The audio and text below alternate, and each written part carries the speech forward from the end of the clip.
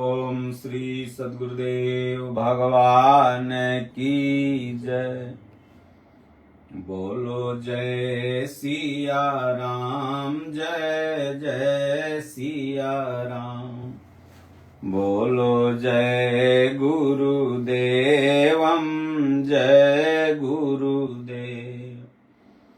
गुरु राखहि जो कोप विधाता, गुरु विरोध नहीं को जगत्राता। जे गुरु पदयम बुझय अनुरागी, ते लोकहूँ बे दहूँ बड़ भागी। पापी हूँ जाकर नाम सुमिरी है, सुमिरी सुमिरी भव सागर तरी हैं। बोलिए राजा रामचंद्र भगवान की जय। सज्जनों, पहले का जो भजन होता था वो चाहे फिल्मी रहे चाहे भगवान पर भजन रहे, वो लगता था कि उसमें अर्थ भरा हुआ है। जैसे गोस्वामी तुलसीदास जी मानस में आगे क्या होगा उसका जिक्र पहले ही कर दिया, तो उसी तरह से एक भक्त भगवान से प्रार्थना करता है। यह एक फिल्म का गाना है, लेकिन इसका इतना बढ़िया अर्थ है कि बिल्कुल आध्यात्मिक है। और अगर इसे आप पूरा सुन लेंगे और सत्संग में बने रहेंगे तो ये समझेंगे कि बड़ी तेजी से आज का जो परिवेश है कितना पाश्चात्य सभ्यता की तरफ भागते चला जा रहा है। मतलब सनातन संस्कृति को छोड़ करके बड़ी तेजी से दूसरी संस्कृति को लोग अपनाते चले जा रहे हैं, पाश्चात्य संस्कृति को। आप देखेंगे कि विदेशी लोग जो है वो हिंदुस्तान की पुरानी संस्कृति को अपना रहे हैं, लेकिन हिंदुस्तान के सनातनी विदेशी अपना रहे हैं। तो एक भक्त प्रार्थना करता है प्रभु से कि भगवान आप अपने बनाए हुए संसार की जरा हालत तो देखो कैसी हो गई है। तो पहले भजन प्रस्तुत है, फिर इसका अर्थ आप धीरे धीरे इसी में समझते चले जाएंगे। देख तेरे संसार की हालत क्या हो गई भगवान, कितना बदल गया इंसान। ये सब तोहरे जमाने का भजन है दद्दा। कह देख तेरे संसार की हालत क्या हो गई भगवान, कितना बदल गया इंसान, कितना बदल गया इंसान।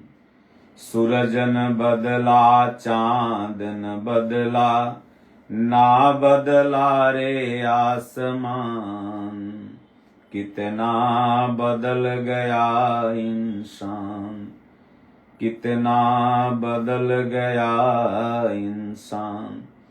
इंसान, मनुष्य, मानव बदलते चला जा रहा है।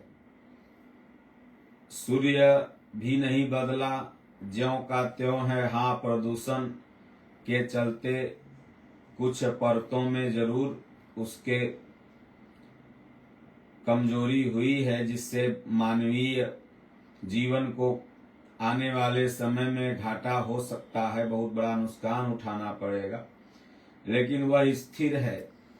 और ये जो गर्मी वगैरह बढ़ी है, ये तो या समय से ठंडी वगैरह नहीं पड़ रही है, ये तो नीचे भौतिक जगत के ही ताप हैं।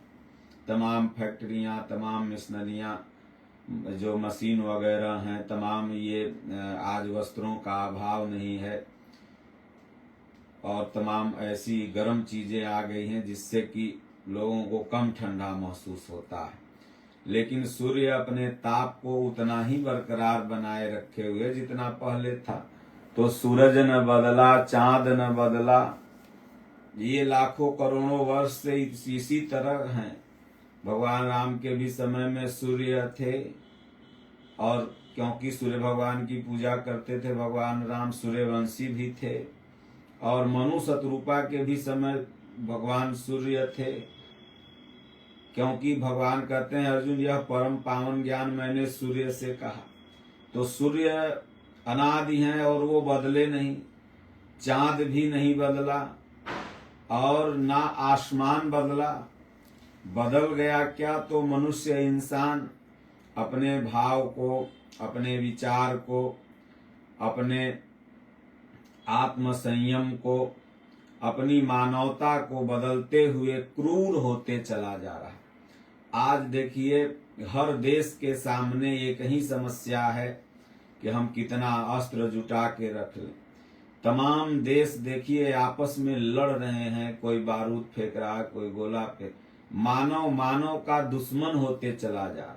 एक विचारधारा को कोई धर्म मान बैठा है तो दूसरा व्यक्ति उसके विपरीत विचारधारा को धर्म मान बैठा है, और दोनों लड़ रहे हैं धर्म के लिए। और अगर धर्म का नाम लड़ाई है तो भगवान बुद्ध शांत एकांत भजन चिंतन क्यों करने चले गए? राजा थे, लड़ाई लड़ते। आप रामायण में देखिए राम रावण युद्ध, आप गीता में देखिए तो कौरव पांडव युद्ध, देवी पुराण में देखिए तो महिषासुर और देवी युद्ध, आप पुराण में देखिए तो वहां पर भी युद्ध। तो क्या धर्म ग्रंथ युद्ध है? धर्म तो शांति का चीज है। और क्या किसी को मार करके आप अपनी विचारधारा को लागू कर सकते हैं उसके ऊपर? अगर धर्म युद्ध है तो जितने भी फकीर साधु संत ये एकांत में जाके भगवान का भजन कर रहे हैं वो बेकार कर रहे हैं। उनको भी फरसा टंगारी उठा करके युद्ध करना चाहिए। युद्ध से आप किसी के विचारधारा को न बदल सकते हैं, न अपनी विचारधारा को उसके ऊपर थोप सकते हैं। सपोज दैट भगवान बुद्ध ने अंगुली माल की विचारधारा को अगर बदला तो उससे युद्ध करके नहीं, बल्कि उसे शांति का पाठ पढ़ा करके। तो आज तमाम देश आपस में लड़ रहे हैं, उन्हें सही धर्म नहीं पता है। भारत में भी यथा स्थिति बनी हुई है और आपस में ये धर्मजीवी लोग लड़ाने के लिए बैठे भी हैं। प्रत्येक धर्म के मानवता का पाठ पढ़ाने वाला बहुत कम मिलता है, और अगर सनातनी मानवता की पाठ मान लीजिए पढ़ भी ले तो इसके विपरीत में अमानवीय क्रूर लोग बैठे हुए हैं जो सनातन के लोगों की हत्या करने लगते हैं। तो इसलिए इंसान बदलते चला जा रहा है और उसको धर्म मान बैठा कि मैं धार्मिक हूँ, मैं अपने धर्म के लिए लड़ रहा हूँ। ISIS कहता है कि मैं धार्मिक हूँ, मैं अपने धर्म के लिए लड़ रहा हूँ, हमको स्वर्ग मिलेगा, हम जन्नत में जाएंगे। उसके विपरीत विचारधारा वाला कहता है कि नहीं, मैं जन्नत में जाऊंगा, मैं सही कर रहा हूँ। सही किसी को नहीं पता है।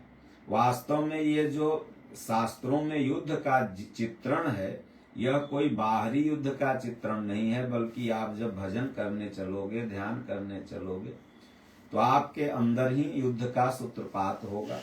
उसमें आपको निगेटिव चीजों को तोड़ना है, काटना है, पॉजिटिव को अपने अंदर लाना है। तो इसलिए इंसान बदलते चला जा रहा है।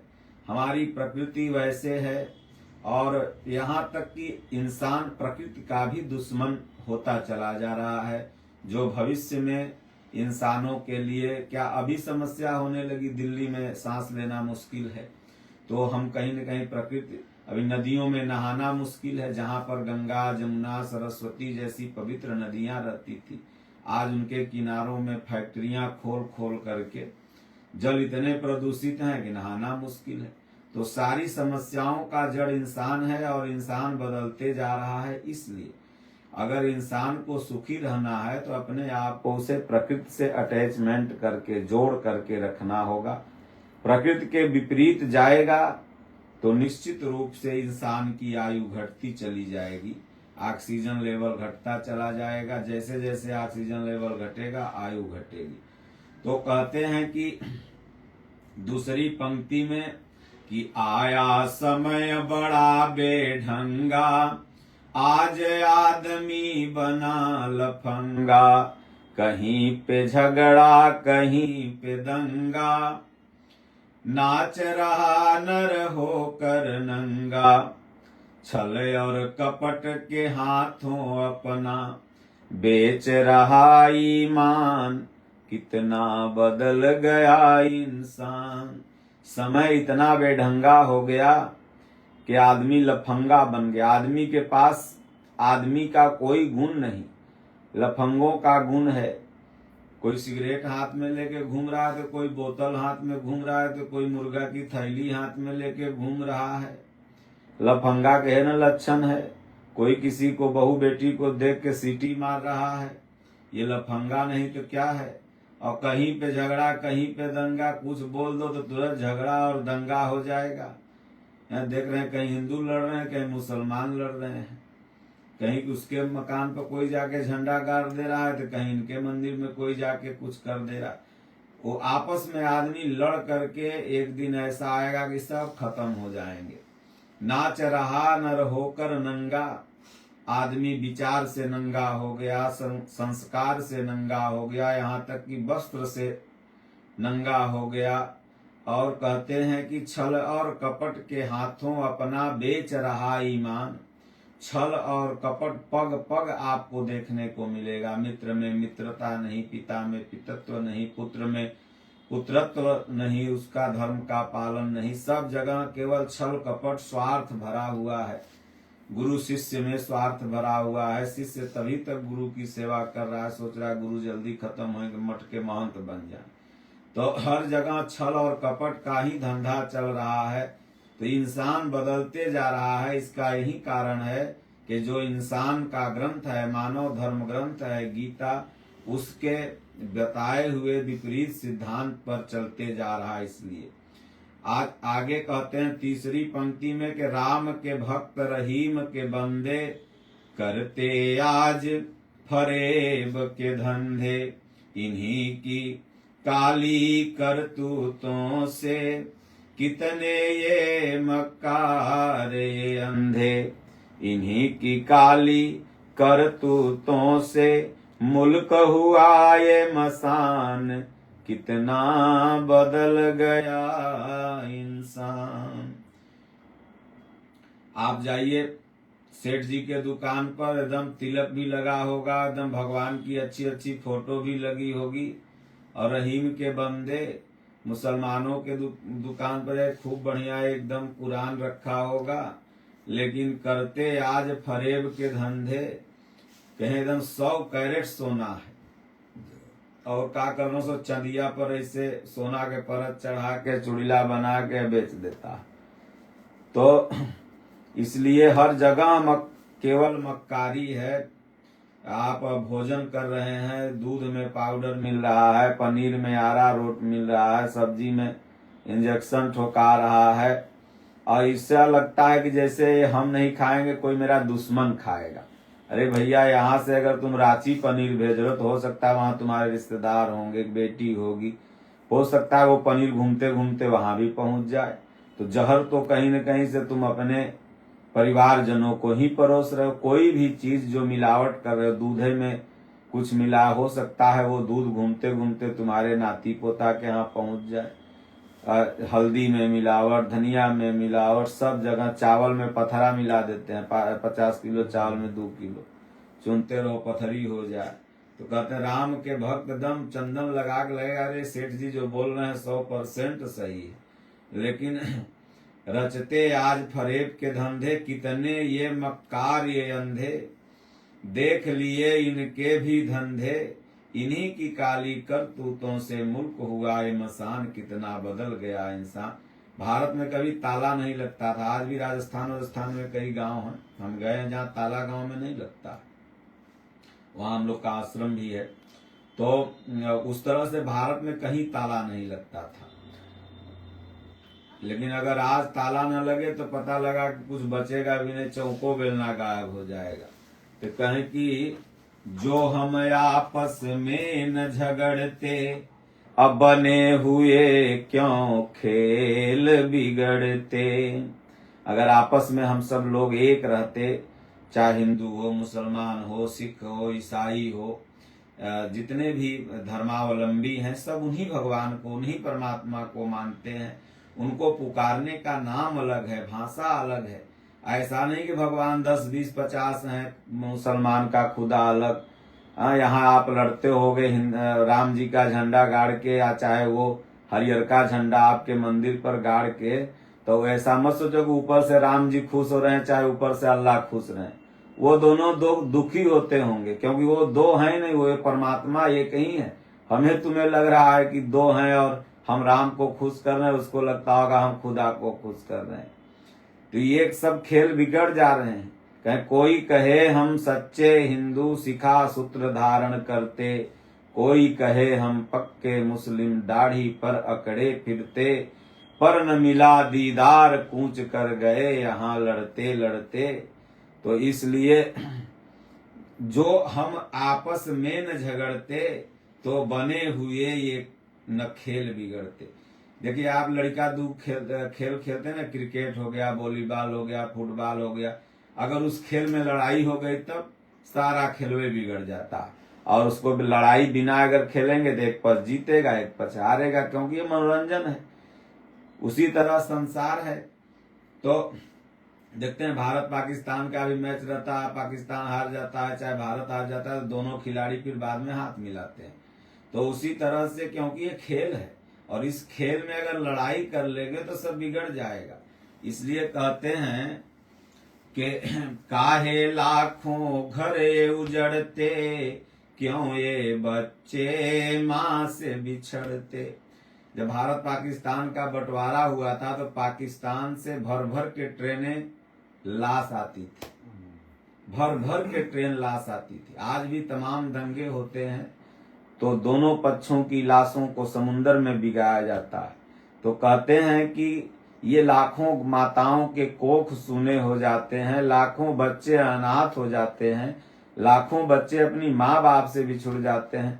आज देखिए यूक्रेन लड़ रहा है, रूस लड़ रहा है, न जाने कितने कितने छोटे छोटे बच्चे बेचारे होम शेल्टर में जगह लिए हुए हैं, शरणार्थी बने हुए हैं। किसी का माँ नहीं, किसी का पिता नहीं, किसी का कुछ नहीं। तो इसलिए ये लाखों बच्चे जो घर उजड़ रहा है, आगे कहते हैं फूट फूट कर क्यों रोते, प्यारे बापू के प्राण कितना बदल गया इंसान। यहाँ तक कि अहिंसा पर चलने वाले बापुओं की गोली मार दी और अजन्मत मरत सहस दुख होई, बेचारे उनके भी प्राण फूटे फूट करके निकले, रोइए रोके। तो इसलिए कितना बदल गया इंसान, सूरज न बदला, चांद न बदला, बदल गया इंसान। तो देख तेरे संसार की हालत क्या हो गई भगवान, कितना बदल गया इंसान। सूरज न बदला, चांद न बदला, ना बदला रे आसमान, कितना बदल गया इंसान। इसलिए आज तो इंसान को इंसान कहना भी शर्म की बात हो गई है। इसलिए गीता अपनाएं, इंसान बने, आपस में प्रेम से रहें। आप किसी भी संप्रदाय के हों, अगर आप लड़ोगे झगड़ोगे तो आपको जन्नत नहीं मिलने वाली है, क्योंकि लड़ाई झगड़ा में तो दोजक ही नसीब होता है। और चाहे तुम किसी से लड़ लो, तो इसलिए लड़ाई अपने अंदर जो निगेटिव, जो नशा है, बुराई है, झूठ है, चोरी है, बेईमानी है, छिनरई है, इससे लड़ो और तब जाके तुम्हें जन्नत मिलेगा, चाहे स्वर्ग मिलेगा। अरे बाहर लड़ते लड़ते से ही मर जाओगे, खेल बिगड़ते चले जाएगा जन्म जन्मांतर तक। बोलो गुरुदेव भगवान की जय।